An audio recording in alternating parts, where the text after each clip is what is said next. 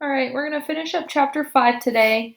We're still completing our mental images, and at the end of this, I'll tell you how you're going to turn that in. Um, all right, here we go. Chapter 5, Those Oh So Cruel Rules. The next girl to speak at assembly was Lexi Winchester. I knew Lexi from my old school, and she was a real nice kid. Still, Jean Galetta had my vote. Sorry, Lex. Once the speeches were over, I thought the assembly was done too. No such luck. Mrs. Stricker came back to the microphone and held up a little green book so everyone could see it. Can anyone tell me what this is? Stricker said. Yeah, Miller the Killer mumbled somewhere behind me. A complete waste of time. This, Mrs. Stricker said, is the Hills Village Middle School Code of Conduct. Everything you need to know about how to behave at school and how not to behave is right here in this book. A bunch of teachers came around and started handing out a copy to each student in the gym. When you receive yours, open up to page 1 and follow along with me, Stricker said. Then she started reading, really slowly. Section 1, Hills Village Middle School Dress Code. When I got my copy, I flipped all the way to the back of the book. There were 16 sections and 26 pages total. In other words, we were going to be lucky to get out of this assembly by Christmas. All students are expected to dress appropriately for an academic environment. No student shall wear clothing of a size more than 2 beyond his or her normal size.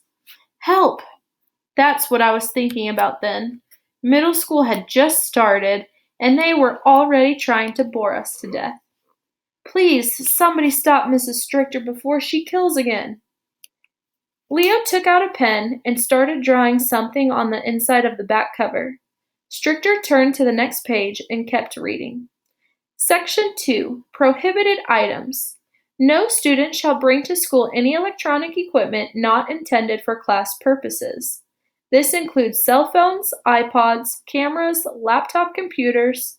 The whole thing went on and on, and on, and on. By the time we got to section 6, Grounds for Expulsion, my brain was turning into guacamole, and I'm pretty sure my ears were bleeding too.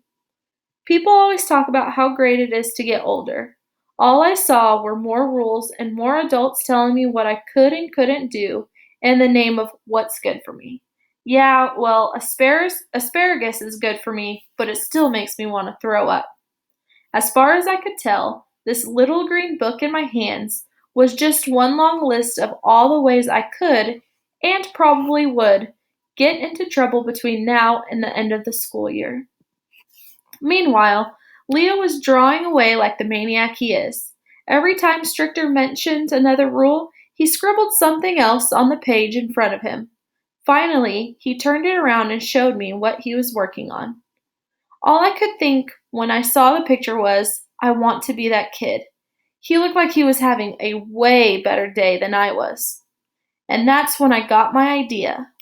My really stupendous, really, really big idea. It came on like a flash flood. This was the best idea anyone had ever had in the whole history of middle school, in the whole history of ideas.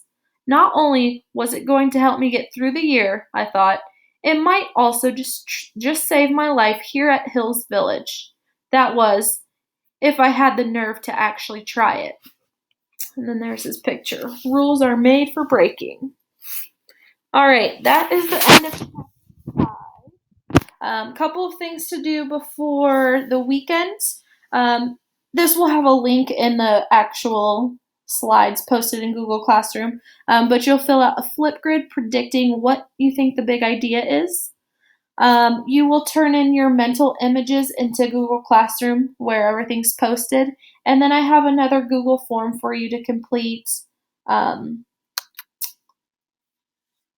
just about what we're reading a little bit.